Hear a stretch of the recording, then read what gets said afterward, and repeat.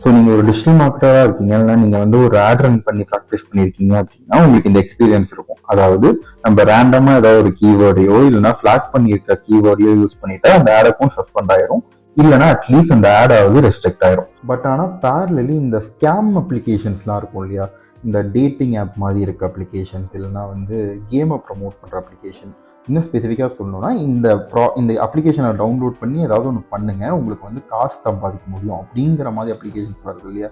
இந்த மாதிரி அட்வர்டைஸ்மெண்ட்ஸ்லாம் mostly run ஆகிட்டே தான் இருக்கும். இதெல்லாம் வந்து ரெஸ்ட்ரிக்ட் ஆன மாதிரியே நமக்கு ஃபீல் ஆகாது. இப்போ கூகுளும் மெட்டாவும் இதெல்லாம் ஃப்ரீயாக விட்டுட்டு நம்மளோட அக்கௌண்ட்டை மட்டும் ரொம்ப மானிட்டர் பண்ணுறவங்களும் தான் நமக்கு தோணும். பட் ப்ராக்டிக்கலி அது அப்படி இல்லை.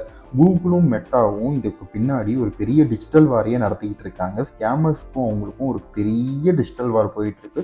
கையில் கிடைக்கிற எல்லா வெப்பனையும் எடுத்து கூகுளும் மெட்டாவும் சண்டை போட்டுக்கிட்டே தான் இருக்காங்க. பட் ஆனால் இதை வந்து எராடிகேட் பண்ணவே முடியல. ஸோ கூகுளும் மெட்டாவும் என்ன பண்ணுறாங்கன்னா, போத் லீகலி அண்ட் டெக்னிக்கலி இந்த ப்ராசஸை வந்து அணுகி இந்த ஸ்கேம்ஸ் எல்லாம் எராடிகேட் பண்ணணும்னு ட்ரை பண்ணுறாங்க. ஒரு சைடில் மெட்டா 2 விதமாக இந்த ப்ராசஸ் அணுகுறாங்க. ஒன்று, பேரண்டல் ஏபிஐன்னு ஒரு ப்ராசஸை கண்டுபிடிச்சிருக்காங்க. அந்த ஏபிஐ மூலமாக என்ன பண்ணுறாங்கன்னா, டீனேஜ் பசங்க தான் மோஸ்ட்லி ஸ்கேம்ஸ்குள்ளெல்லாம் மாட்டுறாங்கங்கிறனால டீனேஜ் பசங்களோட அக்கௌண்ட்ஸை மானிட்டர் பண்ணி அவங்க ஏதாவது ஒரு ஃபினான்ஷியல் ஸ்கேம்குள்ளே சிக்க போகிறாங்கன்னு தோணுச்சுன்னா அது பேரண்ட்டுக்கு நோட்டிஃபை ஆகிற மாதிரி ஒரு சிஸ்டமை பில்ட் பண்ணியிருக்காங்க. பேரலி இந்த ஸ்கேமர்ஸோட அக்கௌண்ட்ஸ் எல்லாம் கண்டுபிடிச்சி ஒன்று அதை ஃப்ளாக் பண்ணி பிளாக் பண்ணி ஒரு படி மேலே போய் அவங்களோட பேங்க் அக்கௌண்ட்ஸையும் லீகலாக கேஸ் போட்டு பிளாக் பண்ணிக்கிட்டு இருக்காங்க.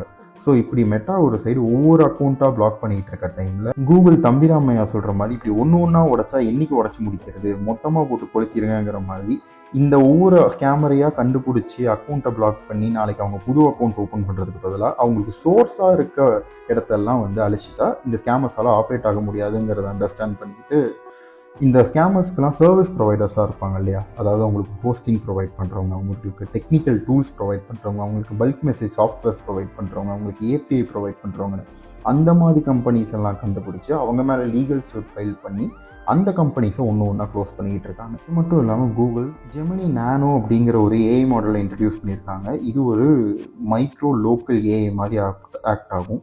இந்த ஏஐ மூலமாக இந்த ஸ்கேம்ஸை வந்து மோஸ்ட்லி நடக்காத மாதிரி கூகுள் பேரலி பார்த்துக்கிட்டே இருக்காங்க. இப்படி ஒரு ப்ராசஸ், இப்படி ஒரு ஏஐ மாடல் வந்து நம்மளோட மொபைலில் நம்மளை மானிட்டர் பண்ணிட்டு இருக்குங்கிறத நம்மளால் கண்டுபிடிக்கவே முடியாது. பட் ஆனால் இப்படி ஒரு விஷயம் பேரலி போய்கிட்டே தான். இந்த வீடியோவுக்கு ஸ்பெசிஃபிக்காக சிடிஎன்லாம் எதுவும் கிடையாது.